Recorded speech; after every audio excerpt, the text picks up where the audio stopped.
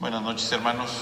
Vamos a continuar nuestra reflexión sobre las bienaventuranzas en el libro del Apocalipsis. Decíamos que en el libro del Apocalipsis aparecen 7 bienaventuranzas. Ya hemos reflexionado sobre 2 de ellas. Vamos entonces ahora con esta tercera que aparece en el libro del Apocalipsis, en el capítulo 16. Vamos a escribirlo. Apocalipsis 16, capítulo 16, versículo 15. Apocalipsis 16, 15. Ahí encontramos nosotros precisamente esta bienaventuranza, que dice así: miren que vengo como un ladrón, feliz el que se mantiene despierto y no se quita la ropa, porque así no tendrá que andar desnudo y no se verán sus vergüenzas. Entonces tenemos aquí esta tercera bienaventuranza, aparece en el capítulo 16, y el capítulo 16 es un capítulo importante porque pertenece a lo que llamaríamos las 7 copas de la ira, básicamente, ¿no? A eso se refiere, las 7 copas de la ira. Entonces veíamos la vez pasada los 7 signos, ¿no? Desde el capítulo 12 hasta el capítulo 15, donde aparece precisamente la segunda bienaventuranza.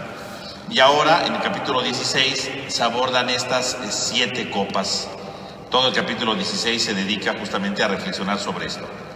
Algo importante, que ciertamente no lo habíamos dicho porque no había ninguna bienaventuranza ahí, es que previamente, si ustedes leen el libro del Apocalipsis, en el capítulo 8 y 9 sobre todo, aparecen 7 trompetas, ¿no? La trompeta pues es un signo de la llamada, se suena una trompeta para llamar a alguien, ¿no? Y entonces ahí había 7 trompetas que se van sonando y que van dando ciertos elementos, y ahora aparecen 7 copas. Hay algunos que han dicho que lo que pasa es que en realidad es como una repetición de lo anterior, pero no es ninguna repetición. Todo está muy bien calculado en el libro del Apocalipsis. Cierto que es parecido en algunas cosas, sobre todo las primeras 4 copas con las 4 trompetas son algo parecida, pero aún así cada una tiene su identidad. Entonces, ¿qué representan en sí las copas? Pues las copas la define en sí misma como las copas de la ira de Dios. Por lo tanto, quiere decir que Dios está cumpliendo sus juicios, ¿verdad? Y su ira va sobre los enemigos. Y entonces aquí entraríamos en primer lugar con el tema de la ira de Dios. ¿Qué entendemos por la ira de Dios? La ira de Dios no se refiere a que Dios se enoja y es vengativo, no. La ira de Dios lo tenemos que entender sobre todo en la Biblia como Dios que efectivamente está en contra del pecado. Podemos decir que Dios se enoja, si lo quisiéramos decir así. Dios se enoja, pero se enoja no con el pecador, ¿verdad?, sino con el pecado. Dios quiere destruir el pecado, no al pecador. Claro, la manera como está redactado aquí el Apocalipsis, obviamente, para el autor del Apocalipsis, el Imperio Romano, pues es lo peor que puede existir, porque precisamente son los que están persiguiendo a los cristianos. Entonces, obviamente, el juicio va sobre el imperio, ¿no? Porque la idea del autor es que, obviamente, todo el Imperio Romano es puro pecado y entonces Dios va a destruir al imperio, ¿no? Esa es la idea, ¿no? Obviamente el imperio representado por el dragón, por las 2 bestias. Entonces ya podremos decir que aquí, en el capítulo 16, ya Dios está actuando directamente, no está actuando de manera directa. Y hay una diferencia, si ustedes leen, ¿verdad? Si tienen tiempo, ¿verdad?, en la semana y quieren leer el libro del Apocalipsis, capítulo 8 y capítulo 9 sobre todo, ¿no?, donde están las trompetas, podemos ver que hay una diferencia entre esas trompetas junto con las copas del cáliz de la ira de Dios. Porque cuando suena la trompeta dice que se destruye una tercera parte de algo, ¿no? Se destruye una tercera parte de los peces, se destruye una tercera parte de esto, ¿no? En cambio, cuando derrama el cáliz, ¿verdad?, el contenido de las copas, no destruye una tercera parte, destruye todo, ¿no? Afecta a toda la humanidad y a toda la naturaleza. Por lo tanto, la diferencia es muy grande, ¿no?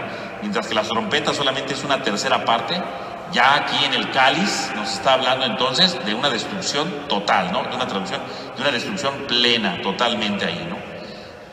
Y entonces, ¿verdad?, podríamos decir que mientras que esas trompetas sonaban, ¿verdad?, a nivel de la esperanza, ¿no? O sea, se destruye algo, pero buscamos la esperanza. Las copas de la ira de Dios, más bien es descubrir el riesgo de estar del lado de la bestia, de estar del lado de la prostituta, del dragón, ¿no? A eso hace referencia aquí. El otro era como una advertencia: tenemos tiempo, tienes oportunidad de cambiar. Aquí ya no hay oportunidad de nada. No te convertiste, eres destruido, ¿no? Eso es lo que está diciendo aquí entonces estas ideas de las copas. Entonces, en primer lugar, pues la primera sección, ¿verdad?, que es la más pequeñita, serían las primeras 4 plagas, ¿verdad?, o las primeras 4 copas. Luego viene la descripción de la quinta y la sexta, y finalmente la séptima, donde cuando se ve que no hay ninguna conversión, se anuncia la destrucción del Imperio Romano, ¿no?, que después se va a ir desglosando en los siguientes capítulos. Entonces vamos a analizar brevemente, ¿verdad?, lo de las copas, para que ustedes tengan una idea, y podamos analizar finalmente lo de la bienaventuranza. Entonces voy a leerlo, ¿verdad?, voy a leer el pasaje de las copas. Vamos a ir analizándolas brevemente, ¿verdad?, porque si no, nunca acabaríamos, y lo que nos interesa aquí analizar hoy es lo de las bienaventuranzas. Entonces, primero, las primeras 4 copas, ¿no? Las primeras 4 copas, ¿verdad?, que las podemos encontrar nosotros desde el versículo 1 hasta el 9, ¿no?, con un pequeño intermedio ahí que aparece. Dice: oí una fuerte voz que desde el santuario decía a los 7 ángeles: vayan y derramen sobre la tierra las 7 copas del furor de Dios. El primero fue y derramó su copa sobre la tierra, y sobrevino una úlcera maligna y perniciosa sobre los hombres que llevaban la marca de la bestia y adoraban su imagen. El segundo derramó su copa sobre el mar, y se convirtió en sangre como de muerto, y toda alma viviente murió en el mar. El tercero derramó su copa sobre los ríos y sobre los manantiales de agua, y se convirtieron en sangre. Y oí al ángel de las aguas que decía: justo eres tú, aquel que es, que era y que era, el santo, pues has hecho justicia, porque ellos derramaron la sangre de los santos y de los profetas, y tú la has dado a beber de la sangre, y lo tienen merecido. Y oí al altar que decía: sí, Señor, Dios Todopoderoso, tus juicios son verdaderos y justos. El cuarto derramó su copa sobre el sol, y le fue encomendado abrazar a los hombres con fuego, y los hombres fueron abrasados con un calor abrasador. No obstante, blasfemaron el nombre de Dios, que tiene potestad sobre las plagas, y no se arrepintieron dándole gloria. Entonces ahí tenemos en primer lugar nosotros todas las 4 copas, que si ustedes se dan cuenta tienen un orden que podemos llamar aquí la atención. Entonces, vamos a ver. Tenemos en primer lugar, ¿verdad?, la primera copa que dice que la derraman sobre el mar, ¿no? La derraman sobre el mar y se vuelve sangre. Luego las siguientes copas, perdón, sobre el mar no, sobre el cielo, ¿no? Me equivoqué aquí, sobre el cielo. La primera copa es sobre el cielo. Luego la segunda, ahora sí, sobre el mar. Luego la tercera sobre los ríos, y se vuelven sangre, ¿no? Dice que se vuelven sangre. Y finalmente la cuarta copa la derrama sobre el sol, pero para que el sol queme, ¿verdad? Para que, dice, un calor abrasador, para que queme a todos los que viven en la tierra, ¿no? Entonces ustedes se dan cuenta, entre la primera copa y la cuarta, ¿verdad?, está el cielo y la tierra.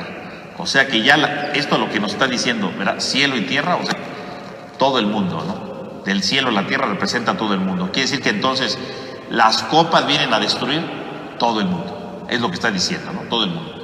Y por otro lado, en el centro tenemos el mar y los ríos que se vuelven sangre. Y entonces, obviamente, ¿qué representa que se vuelva sangre? Pues la sangre es un símbolo de la violencia, la sangre es un símbolo de la destrucción. Por lo tanto, el mar y los ríos, pues es un símbolo de vida, ¿no? Porque el agua es un signo de vida. Que todo se vuelva sangre significa que entonces se acaba la vida, que ya no tienen vida, que la violencia del Imperio Romano ha destruido toda la vida. Ese es el juicio de Dios. O sea, hay que ver aquí en qué sentido es el juicio de Dios, porque a veces pudiéramos ver el juicio de Dios solamente como algo pasajero. No. A ver, ¿en qué consiste el juicio de Dios? Tú fuiste, en lugar de querer vida, preferiste muerte. En lugar de buscar la vida, preferiste matar. Bueno, pues tu vida se transforma en sangre, se convierte en destrucción. Fíjese cómo aquí la idea de la sangre se va cambiando, porque Cristo, ¿verdad?, el Cordero, murió y derramó su sangre por nosotros, para que con su sangre todos nos salváramos. Pero curiosamente la tierra se está llenando de una sangre que no es la del Cordero, no es la sangre de la salvación, es la sangre de la destrucción, es la sangre de la violencia. Quiere decir que entonces el imperio perseguidor ha optado por la muerte, por la violencia. En lugar de dar vida, da muerte.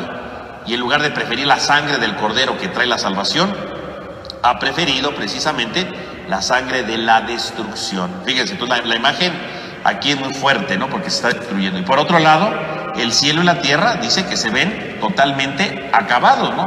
Incluso, fíjense, la primera dice, el primero fue y derramó su copa sobre la tierra, y sobrevino una úlcera maligna y perniciosa a los que llevaban la marca de la bestia y adoraban su imagen, ¿no? Fíjense, entonces derrama la copa sobre la tierra, y cuando dice la tierra, ¿verdad?, se refiere ahí precisamente a esta realidad, ¿no? Que realmente el hombre no puede transformarse, ¿no? ¿Y por qué la úlcera? ¿Verdad? La úlcera viene y los lastima a los seguidores de la bestia. Esos fueron los que blasfemaron, los que atentaron contra Dios y por lo tanto no recibieron el perdón, ¿no?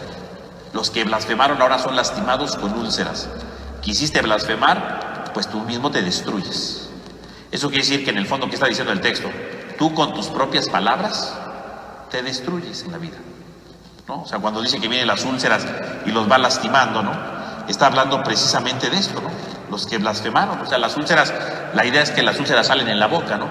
Quiere decir que el hombre que precisamente habla mal de Dios, esas mismas palabras al final lo destruyen.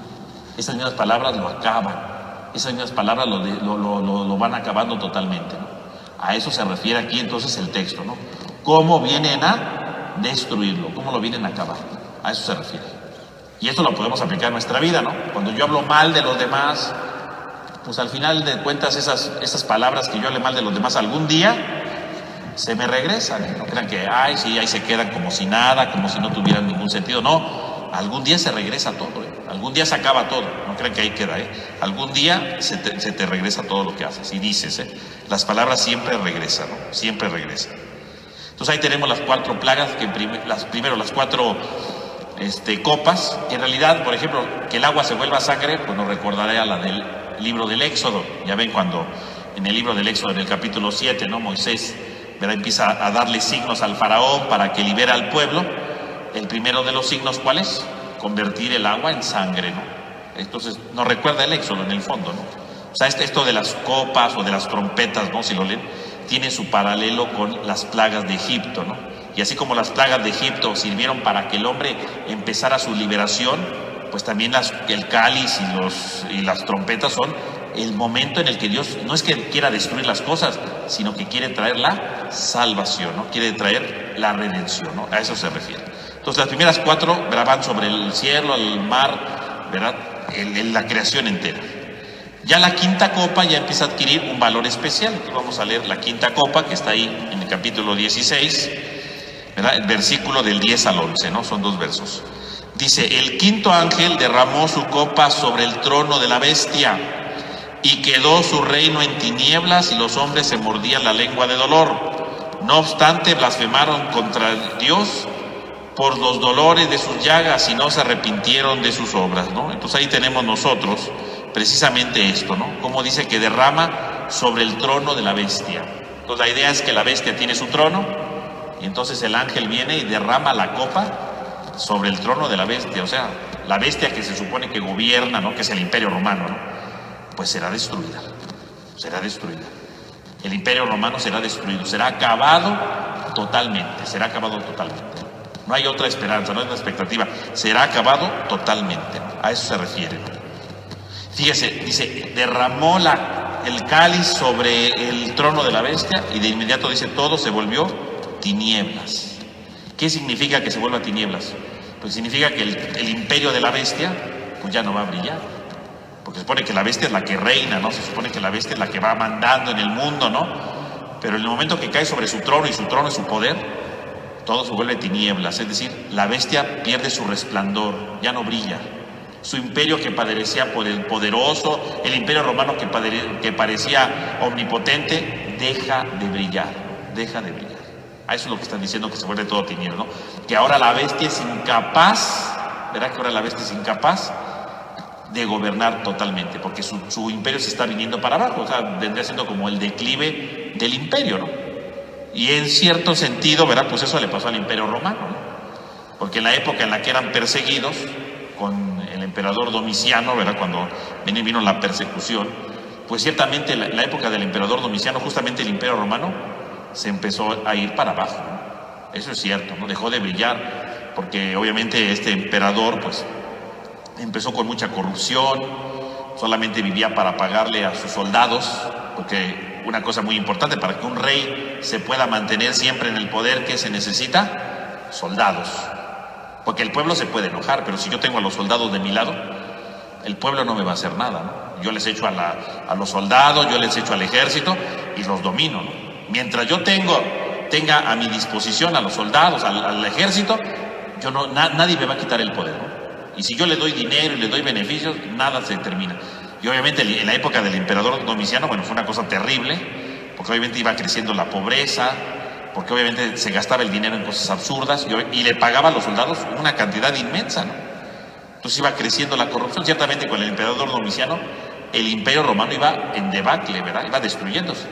Claro, al final pues se muere el emperador, al parecer lo asesinaron, ¿verdad? Lo mandaron matar porque ya no aguantaban, el imperio romano estaba cayéndose.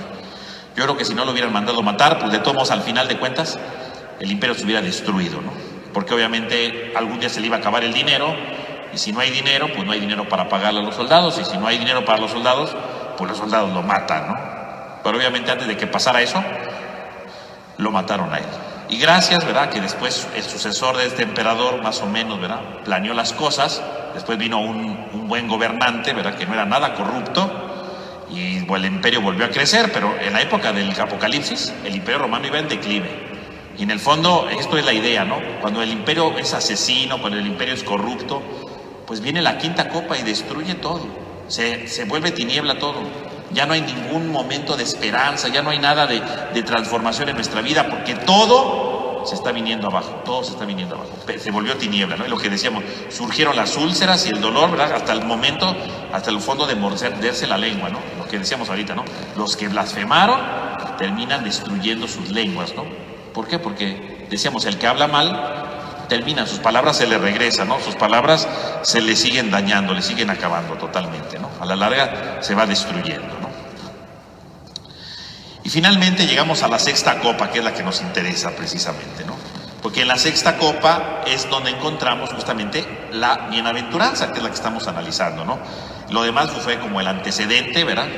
El preámbulo para poder llegar a esto. Y entonces llegamos ahora sí a la sexta copa, ¿no? Después de casi 20 minutos, ¿verdad? Por fin llegan. Y la introducción, llegamos a lo que nos interesa. Entonces dice, la sexta copa, que es del capítulo 16, del versículo 12 al 16. Dice, el sexto ángel derramó su copa sobre el gran río Éufrates, y sus aguas se secaron para preparar el camino a los reyes del oriente. Y vi que de la boca del dragón, de la boca de la bestia y de la boca del falso profeta, que sería la segunda bestia, ¿no?, salían tres espíritus inmundos como ranas. Son espíritus de demonios que realizaban señales y van a donde los reyes de todo el mundo para convocarlos a la gran batalla del gran día del Dios Todopoderoso. Mira que vengo como ladrón. Dichoso el que esté en vela y conserve sus vestidos, para no andar desnudo y no se vean sus vergüenzas. Los convocaron en un lugar llamado en hebreo Armagedón. Y ahí termina, ¿no?, la sexta copa. Entonces la sexta copa, ¿verdad?, dice que ahora se derrama sobre el río Éufrates. El río Éufrates pues es un río muy importante en la antigüedad, ¿verdad?, que era la frontera entre Babilonia y Mesopotamia, ¿verdad? Entonces es un río importante. Y curiosamente dice que echa la copa y se secó el río.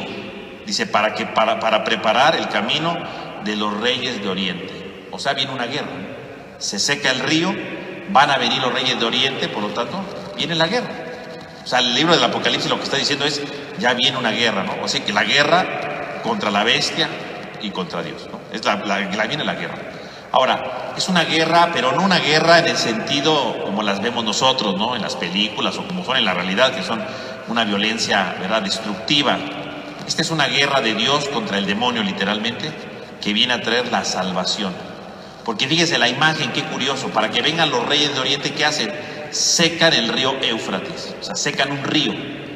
Y esto nos recuerda entonces dos pasajes donde se secó el agua, ¿no? De un río o de un mar, ¿no? Si recordamos el libro del Éxodo, ¿no? En el capítulo 14, ¿qué es lo que sucede en el capítulo 14? Cuando el pueblo de Egipto va saliendo, ¿verdad? De Egipto, ¿verdad? Y de repente, ¿verdad? El faraón los viene persiguiendo, ¿verdad? Ellos ya van llenos de miedo y de repente llegan ahí al mar, ¿no? Y dice, nos trajo a morir. O sea, pues ahí viene el faraón, ahí vienen los soldados egipcios y aquí está el mar. ¿Qué vamos a hacer? Estamos atrapados. Y entonces, ¿verdad? Dice el libro del Éxodo, vino por la noche una fuerte brisa y secó el mar. Y entonces pasaron. Entonces la idea de secar el mar nos recuerda entonces cómo se secó en aquel momento en el libro del Éxodo el mar para que el pueblo pudiera pasar y empezara su camino de libertad. O también, como lo dice el libro de Josué, ¿verdad? El libro de Josué también dice que cuando llevan a entrar a la tierra prometida, ¿qué pasó? Y llevaban el arca de la alianza y entonces igual se abrió, ¿verdad? Se secó el río Jordán para que pudiera pasar el pueblo de Israel. El camino de la libertad se da cuando se seca el mar, ¿no? Cuando se seca el río. Y aquí precisamente, fíjense, dice, echó la copa, se secó el río Éufrates, pero es la misma idea, se seca para que caminen sobre el río, ¿ya? Pueden caminar porque ya hay un camino hecho. Por lo tanto, es un camino de liberación. Entonces ya la simple imagen de echar la copa y de que se seque el río significa algo, libertad. Cuando se seca un río, viene la libertad. Se secó el Mar Rojo, libertad. Se secó el río Jordán, libertad. Se secó aquí el río Éufrates, bueno, es la misma imagen del Éxodo, la libertad. Viene la libertad, está a punto de llegar la libertad. A eso se refiere aquí entonces en la sexta copa, es un camino de libertad. Pero obviamente es un camino de libertad donde luchará Dios contra estos demonios, ¿no? Y fíjese, entonces, ¿qué hace el dragón y las bestias? ¿Qué es lo que hacen? Dice, vi que de la boca del dragón, de la boca de la bestia y del falso profeta salían 3 espíritus inmundos como ranas. Inmediatamente cuando se seca el río, ¿verdad? Entonces ya viene la batalla, ya viene la guerra. Lo primero que hace el dragón y las bestias, ¿qué es? Proclamar una palabra. Sacan una palabra, abren la boca y cuando se abre la boca sale la palabra. Pero ¿qué tipo de palabra puede salir de un dragón o de una bestia? Dice, salieron 3 espíritus inmundos como ranas. Pues aquí, primero, espíritu inmundo. ¿Qué representa decir en la Biblia espíritu inmundo? Inmundo quiere decir lejos de Dios, ¿no? Lo inmundo es lo que no está purificado, ¿verdad? Porque para presentarle algo a Dios tiene que no tener inmundicia, tiene que estar limpio, tiene que estar puro para podérselo presentar a Dios, ¿no? Porque Dios se merece lo mejor, no puede entregarle algo sucio, ¿no? Entonces aquí lo inmundo significa algo que no es de Dios, algo que no pertenece al ámbito de Dios. Obviamente, si es el dragón y la bestia, bueno, no van a anunciar palabras de Dios, ¿verdad? Es algo totalmente distinto a eso, ¿no? Y dice, eran 3 espíritus inmundos como ranas. Y las ranas, pues nos recuerdan, bueno, por un lado puede recordarnos al libro del Éxodo, porque recordarán ustedes que entre las plagas, ¿verdad? Primero se vuelve el mar rojo, ¿verdad? El río se vuelve rojo, como la sangre, y luego dice que hay una plaga de ranas, ¿no? Hay una plaga de ranas. ¿Qué representan las ranas? Las ranas, si ustedes leen el libro de Levítico en el capítulo 11, las ranas son el símbolo de lo impuro también, de lo impuro. Por lo tanto, lo único que pueden decir la palabra del dragón o de las bestias, ¿cuál es su palabra? Es una palabra impura, es una palabra sucia, es una palabra destructora, es una palabra injusta, es una palabra violenta. Es lo único que pueden proclamar. No pueden proclamar otra cosa más que destrucción. Entonces el dragón abre la boca, ¿verdad? Y abre la boca las bestias y uno dirá, ¿qué irán a proclamar? Violencia, destrucción, como ranas, impuro. O sea, una palabra que no le pertenece a Dios, una palabra que no es de Dios. El que escuche esa palabra quedará destruido, porque es una palabra que no tiene nada de Dios. Una rana es un animal impuro, no puede venir de Dios. Ahí no está Dios, ahí no está el Señor. Por lo tanto, fíjense, lo que va a hacer para empezar la guerra el dragón y las bestias, ¿cuál es? Proferir una palabra destructora, proferir una palabra que acabe, violenta, injusta, inmunda finalmente, ¿no? Que te aleje de Dios. Y entonces dice, salen estos espíritus inmundos como ranas, dice Dice, son espíritus de demonios que realizaban grandes señales y van a donde los reyes del mundo para convocarlos a la gran batalla del día de Dios Todopoderoso. Entonces, ¿qué es lo que está haciendo el dragón y la bestia? Pues reunir soldados. Si ya viene la guerra, porque ya vienen los reyes del oriente, ¿no? Y el oriente representa en la Biblia el lugar de Dios, o sea, viene, por así decirlo, ¿no? Obviamente todo esto es un lenguaje simbólico, ¿no? Pero es la idea. Viene el ejército de Dios. ¿Qué necesita el dragón y la bestia para salvarse? Convocar a los reyes de este mundo, ¿no? A los reyes de la injusticia, de la corrupción. Y entonces, ¿cómo los va a convocar? Con su palabra, que son ranas, dice, ¿no? Impuras. Y los va convenciendo para que vengan, ¿no? Fíjese qué curioso. Viene la guerra, ¿y qué hace cuando viene la guerra? Llama a los que son injustos, con una palabra injusta, ¿no? Los injustos vienen con palabras injustas, ¿no? Si yo quiero construir algo corrupto, bueno, pues hablo palabras de corrupción y van a venir los corruptos, ¿no? Pero corriendo, ¿no? Los corruptos vienen corriendo si yo les prometo cosas corruptas, ¿no? Si yo le digo, yo quiero ser honesto, ni vienen, ¿no? No van a venir y van a decir, ay, no, este señor nos va a descubrir nuestras tranzas. Ah, pero si yo le digo, no, vengan, ¿verdad? No importa que sean corruptos, yo también voy a hacer corrupción. Ah, pues vamos, ¿no? Así como varios políticos le hacen en algún lugar del mundo, ¿verdad? Casi no se da eso en el mundo, pero bueno, en algunos lugares, ¿verdad? Se da eso. Entonces los políticos vienen solitos, ¿verdad? Porque los llama la corrupción. No, pues no importa, yo soy corrupto igual que tú. Ah, vente, ¿verdad? Ya, nos juntamos, ¿no? Y así pasa, ¿no? El dragón de inmediato llama con su corrupción a otros corruptos para formar su ejército de corrupción, de inmundicia, de injusticia. Van viniendo. La palabra del dragón que llama y de las bestias que llama, la inmundicia de este mundo. O sea, literalmente el libro del Apocalipsis, ¿verdad? Obviamente su manera de decir es la gran batalla entre el bien y el mal, ¿no? Lo que está diciendo, viene la gran batalla. Y entonces todos los que son malos son convocados por esta palabra inmunda contra Dios mismo. Ahí está todo, ¿no? Fíjense cómo el libro del Apocalipsis, obviamente, ustedes usen la imaginación, ¿verdad? Cómo está el dragón, sale la rana, la bestia, sale la rana, cómo vienen todos los pueblos, ¿no? Todos los injustos, y vienen para la batalla contra Dios, ¿no? Contra los reyes del oriente. Ahí está, ¿no? Y luego en el versículo 16, me salto el 15, que es la bienaventuranza, ¿no? En el versículo 15 16 viene una cosa muy interesante, dice, y los convocaron en un lugar llamado en hebreo Armagedón. Y el Armagedón seguramente ustedes lo habrán escuchado algunas veces, pues por las películas, ¿no? Y siempre que pensamos en Armagedón, pues nos imaginamos el fin del mundo, cosas por el estilo, ¿no? ¿Qué quiere decir Armagedón? Ciertamente la palabra Armagedón es una palabra compleja en sí misma, pero ahí han dado diferentes interpretaciones, pero podemos quedarnos con una, ¿no? Armagedón sería el monte del Meguido.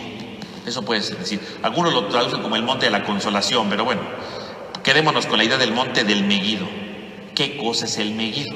Aquí es lo que llama la atención. El Meguido, ¿verdad? Es un lugar, una llanura amplia, ¿verdad? En aquellos lugares, ¿no? Cerca de Jerusalén, ¿verdad? Donde estaba el pueblo de Dios. El Meguido era un valle grande, justamente un lugar privilegiado para las batallas. Ahí se libraron muchas batallas en el valle del Meguido, ¿no? Entonces el Armagedón nos recuerda justamente eso, ese lugar donde se libraron muchas batallas. Y en general, en esas batallas, ¿qué le pasó al pueblo de Israel?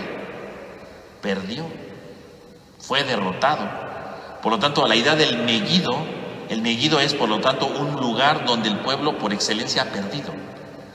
Que la bestia y el dragón convoquen a todos en el Meguido, en el Armagedón, significa que está a punto de empezar una batalla, pero va a ser una batalla donde va a perder el mal. O sea que ya el nombre Armagedón nos está hablando de la derrota del mal.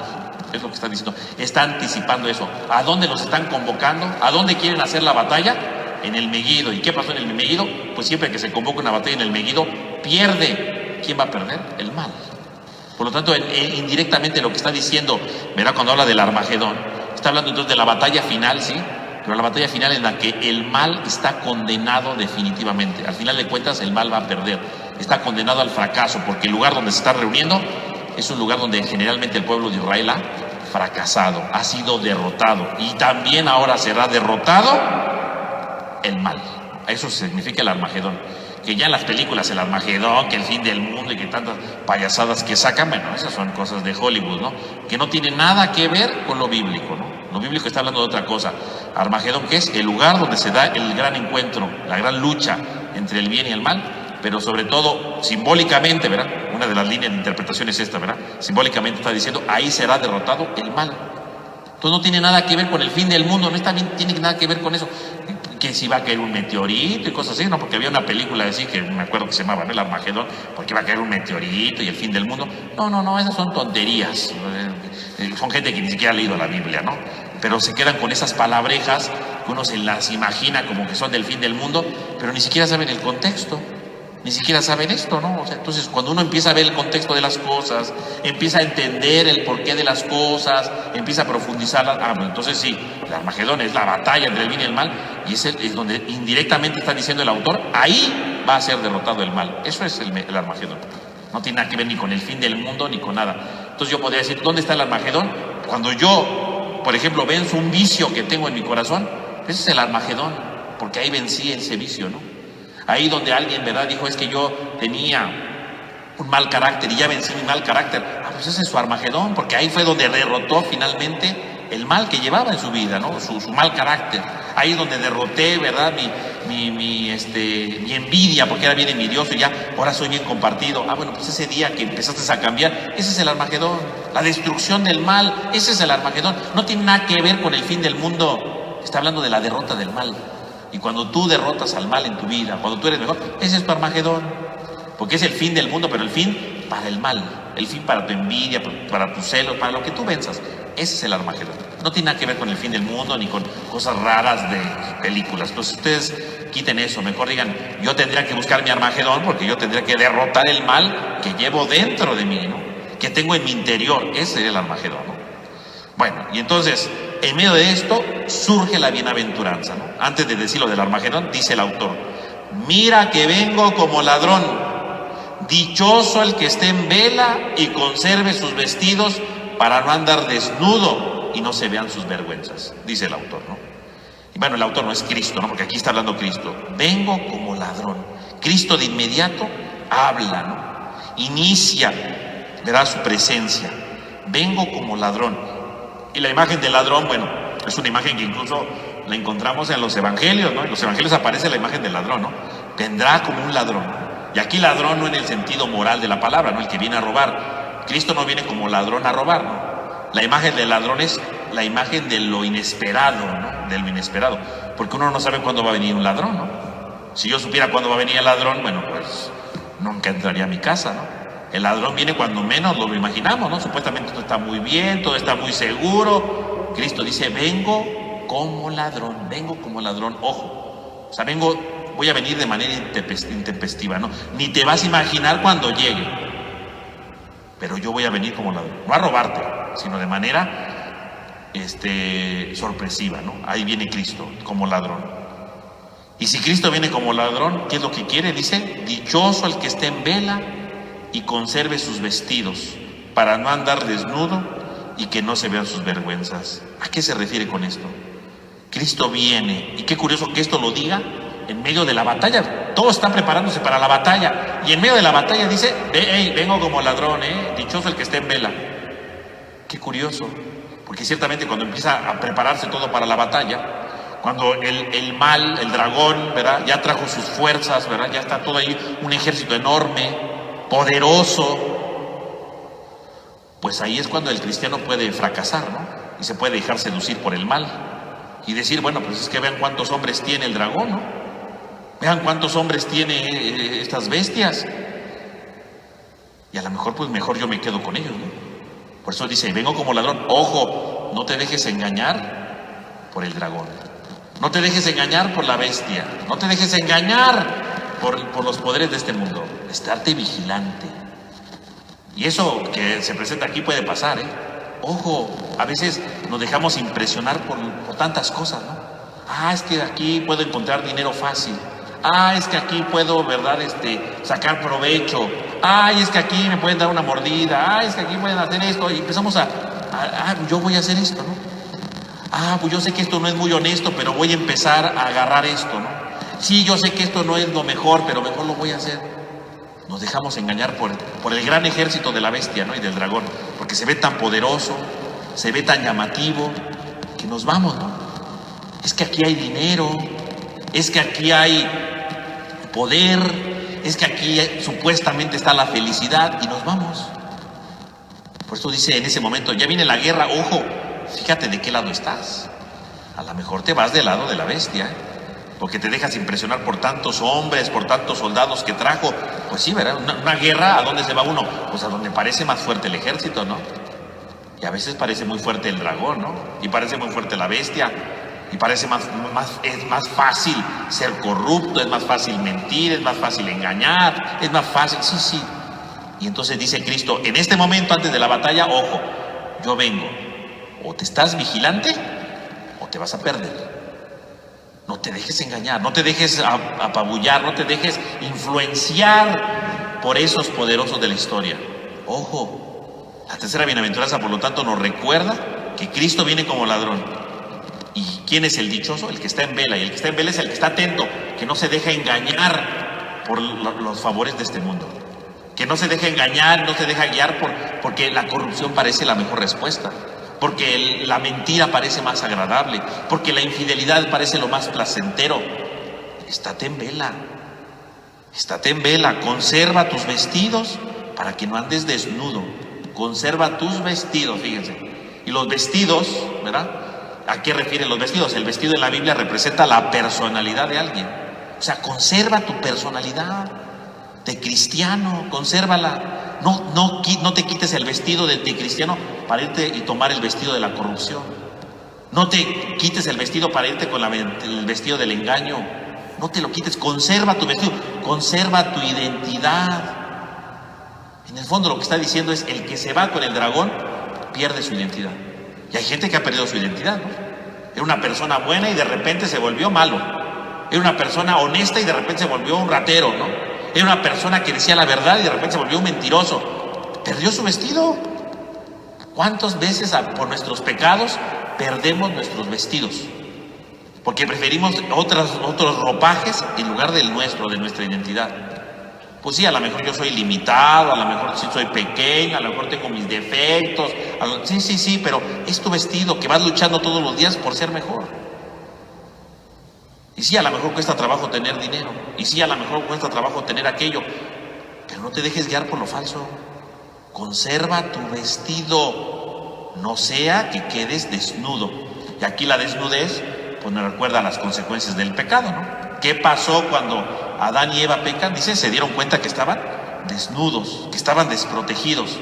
Porque a la larga, cuando uno pierde su vestido, pierde su dignidad, pierde su identidad, al paso del tiempo que hace el pecado te deja desnudo. Te deja descubierto, porque ya no tienes nada en qué cubrirte, porque ya nadie cree en ti. Por ejemplo, un mentiroso, por poner un ejemplo, ¿no?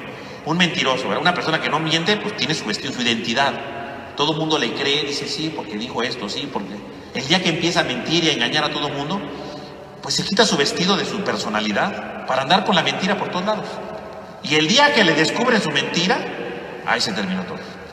Porque a partir de ese momento nadie le va a creer, ya nadie le cree. Dice, no es cierto, tú mentiste, no es cierto, tú engañaste, no es cierto, tú nos viste la cara. Empiezan a echarle en cara sus cosas. Está desnudo, ya no tiene su identidad, ya no tiene su dignidad, ya no tiene su respeto, porque él mismo se lo quitó. El pecado de la mentira que hizo quedar desnudo, ya nadie le cree. O cuando alguien es infiel, ¿verdad? Cuando vivían casados, ¿verdad? Estaban bien, tenía su vestido de ser fiel, de esposo, de esposa, ¿no?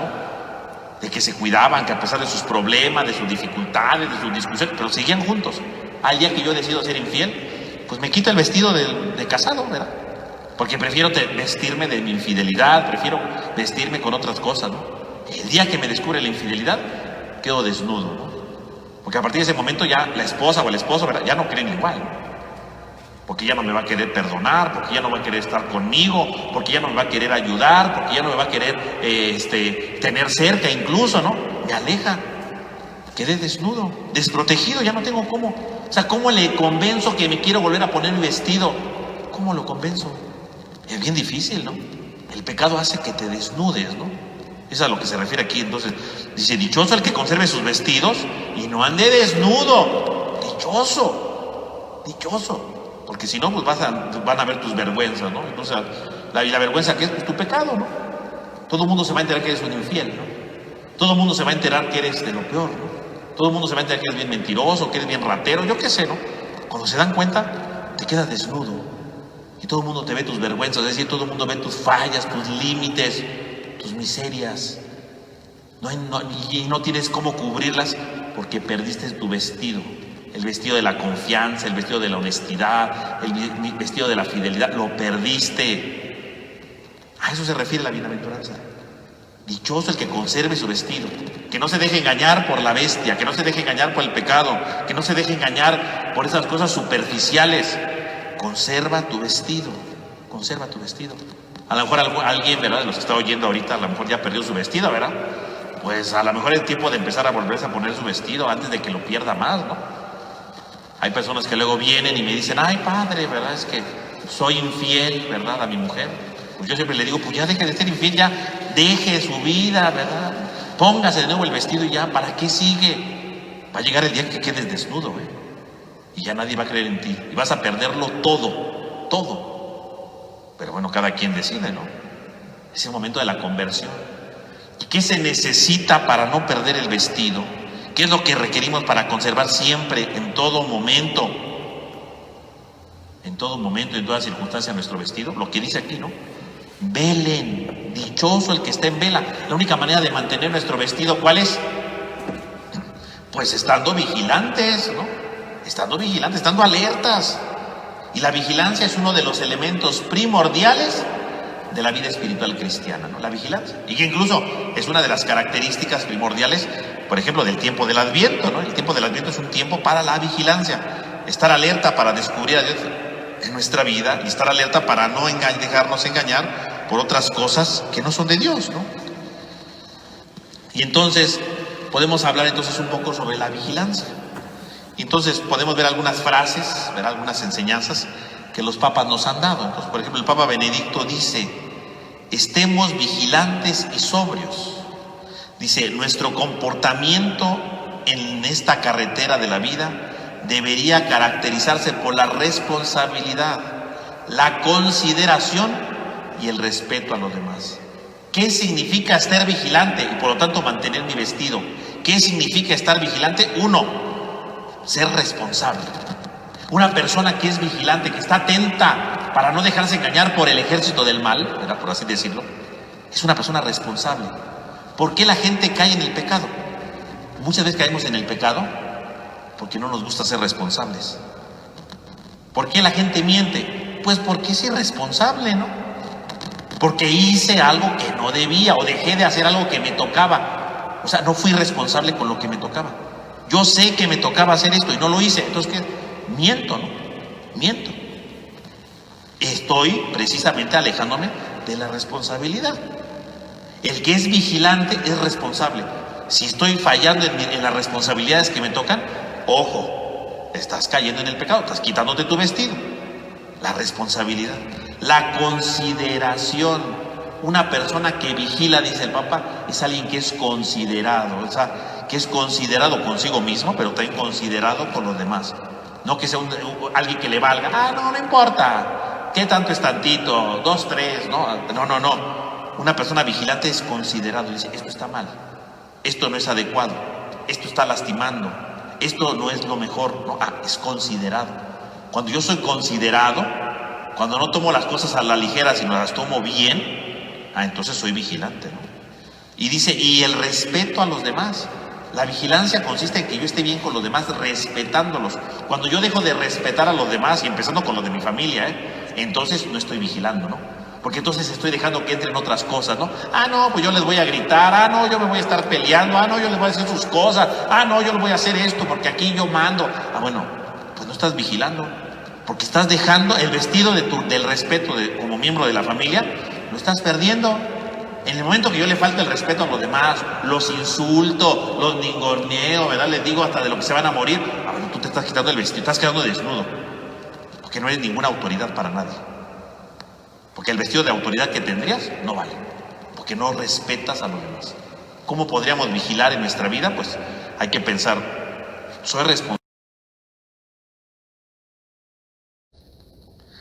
Bueno, hubo una interrupción, ¿verdad? Porque pues con tanta cosa que digo, bueno, pues...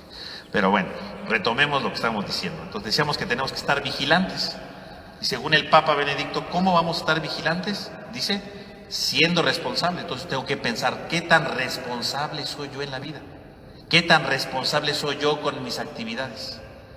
Soy considerado, ¿qué tan considerado soy yo? ¿Qué tan respetuoso soy con los demás? Eso es vigilar. Si yo digo hoy, a veces no soy responsable, a veces no soy considerado, a veces no respeto a los demás, a lo mejor no estoy tan vigilante, a lo mejor me estoy quitando el vestido. Hay que reflexionarlo, ¿no? Dice el Papa Benedicto en otra, dice, el Papa Benedicto cuando vino a México, ¿verdad? En su visita, la única que hizo a México, y habló con los obispos. La palabra obispo quiere decir vigilante, curiosamente, ¿no? Un obispo se supone que es el que vigila su diócesis, vigila su pueblo, ¿no? Ese es el obispo, ¿no? Y entonces dice el Papa Benedicto, los invito, ¿verdad? Estaban todos los obispos y les dice, los invito a ser vigías y que proclamen día y noche la gloria de Dios, que es la vida del hombre.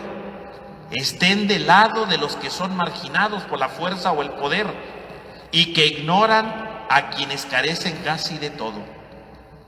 Por lo tanto, el Papa dice, a ver, ustedes son obispos, y se lo dice a los obispos, pero nos lo dice a nosotros también, sean vigilantes. ¿Cómo va a estar vigilante? Estando del lado de los marginados, de los necesitados. Entonces eso se lo dijo a los obispos, pero no nada más digan, bueno, los obispos. No, eso queda para todos nosotros. ¿Quién es el que vigila? El que vigila está del lado de los pobres, ese es el vigilante. Y el pobre puede ser, como dice aquí el Papa, los marginados, ¿verdad? Ese puede ser, yo ayudo a alguien que se siente marginado, yo ayudo a alguien que vive en pobreza. Eso es vigilar. Pero también puede haber alguien que esté pobre de amistades, alguien al que nadie le habla. ¿Qué haces con esa persona al que nadie le habla? ¿O qué haces con esa persona del que todos se burlan?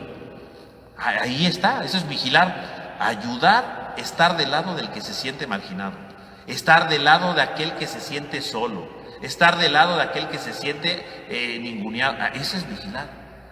Entonces el Papa dice, verá ya a los obispos, no se les olvide que el vigía está del lado del pobre. Y esto sería para nosotros. ¿Cómo sabes que eres un buen vigilante? ¿Que no te estás quitando el vestido? Estando del lado del pobre. Siempre habrá un pobre en nuestra vida espiritual o físico, ¿verdad? Y si yo puedo ayudar o hacer algo por él, soy un buen vigilante. Pero cuando yo digo, a mí no me interesan los demás, a mí no quiero nada, a mí por eso, te estás quitando también el vestido, te estás quitando el vestido. En tercer lugar, dice también el Papa, un corazón vigilante, ¿verdad? De la homilía de Navidad, ¿no? Dice, un corazón vigilante se puede dirigir siempre un mensaje de alegría, como a los pastores, esta noche ha nacido el Salvador. Dice, solo el corazón vigilante es capaz de creer en el mensaje. Solo el corazón vigilante puede infundir ánimo para encaminarse y encontrarse con Dios en un establo. Roguemos, por lo tanto, al Señor que nos ayude también a convertirnos en personas vigilantes. Entonces dice el Papa, ¿quién es una persona que vigila? Una persona que vigila puede recibir la palabra de Dios, puede infundir ánimo para encontrarse con Dios. Los pastores estaban vigilantes y encontraron al niño porque tenían un corazón abierto, alegre para encontrarse al niño. Una persona que vigila es una persona que está siempre abierta al mensaje de Dios, siempre se deja sorprender por Dios. Una persona vigilante, decíamos, es responsable, considerada, respeta, está del lado de los pobres, pero también dice el Papa, verá con esta homilía, ¿quién es una persona vigilante? Una persona que está abierta a Dios, que se deja guiar por Dios, que se deja iluminar por Dios, que está atento a la palabra de Dios. Un vigilante descubre a Dios en su vida, sabe que Dios está con su vida, sabe que Dios no lo abandona, sabe que Dios nunca lo va a dejar, que Dios siempre lo va acompañando. El vigilante escucha a Dios, se deja inundar por Dios y va al encuentro de Dios. Esa es una persona vigilante. Si yo no escucho la palabra de Dios, me duermo, no la leo, no oro, no estoy vigilante. El vigilante escucha a Dios. Dice, a este respecto, dice el Papa, ¿verdad? En otra homilía, dice, a este respecto siento el deber de recomendarles a estar vigilantes y a profundizar las razones de la fe y del mensaje cristiano, que es la garantía de la autenticidad de la iglesia. Una persona vigilante escucha a Dios, decíamos, pero también cuida su fe. Una persona vigilante no anda, ¿verdad?, ninguneando su fe, no anda negando su fe, no anda viendo cosas que no le convienen. No, cuida su fe. Si yo no cuido mi fe, no estoy vigilante. Algún día me van a quitar la vestidura porque me estoy vistiendo de otras tonterías, pero no estoy revestido de mi fe. Una persona vigilante, dice el Papa Benedicto, es alguien que cuida su fe, que cuida el mensaje cristiano, ¿no? Eso es importante. Y finalmente, ¿verdad?, para concluir esto de la vigilancia, el Papa Francisco, ¿verdad?, recientemente, ¿verdad?, cuando hizo un consistorio para crear nuevos cardenales, ¿verdad?, les dijo: todos queremos seguir a Jesús, pero para seguirlo debemos de estar siempre vigilantes en su camino. Entonces, el vigilante es el que sigue a Jesús. ¿Pero quién puede seguir a Jesús? Pues solamente el vigilante, ¿no? Dice, porque con los pies, con el cuerpo podemos estar con Él, pero con nuestro corazón podemos estar lejos y llevarnos fuera del camino. Pensemos en tantos tipos de corrupción, obviamente le está hablando a los cardenales, ¿verdad? ¿Cuántos tipos de corrupción hay en la vida sacerdotal? Así, por ejemplo, el rojo púrpura del hábito cardenalicio, bueno, iban a ser cardenales, entonces les dice a ustedes que traen el color rojo ahí, ¿verdad?, su sotana roja, dice, es el color de la sangre. Por eso los cardenales se visten de rojo, ¿no? Porque recuerda la sangre de Cristo, que tienen que dar la vida como Cristo. Y entonces les dice el Papa, este hábito, que es el color de la sangre, se puede convertir en el espíritu mundano, en una distinción eminente. Y tú ya no serás el pastor que está cerca del pueblo, sino te sentirás una eminencia. Cuando sientas esto, estás fuera del camino. Entonces aquí se lo dice a los cardenales, pero nos lo dice a nosotros, ¿eh? Entonces a los cardenales les dijo, a ver, ¿ustedes son seguidores de Cristo? Bueno, pues tienen que estar en el camino de Cristo. Dice, ahí te van a ser cardenales, van a vestirse de rojo. ¿Pero para qué se visten de rojo? Para estar en el camino con Cristo, para ayudar al pueblo, no para que se sientan superiores y se salgan del camino. Y eso para nosotros. Si estoy yo en el camino, tengo que estar vigilante. ¿Y qué significa estar vigilante? Estar en el camino con Cristo. A lo mejor nosotros no somos cardenales, pero a lo mejor se nos puede subir un puesto, ¿verdad?